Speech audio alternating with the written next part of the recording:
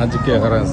Эгер сизге Алла Таала бир мүмкүнчүлүк берсе, бир адам менен жолукканга бул дүйнөдөн, любой каалаган сиз адам менен жолугуп турганга мүмкүнчүлүк берсе, ким менен жолукмаксыз? Конечно, ата-энем менен. Алла.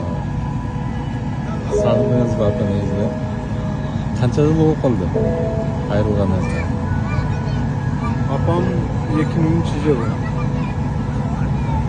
Atam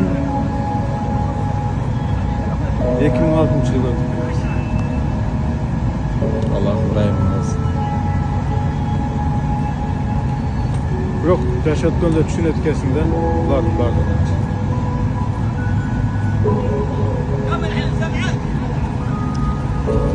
Atan estiriyorlar, atanın geldi silah alan. Öte başka adamlarda bunların bazı yok. Bunların bir duası da çoğun neresi de var. Sizler başka jaktan izleve gelen.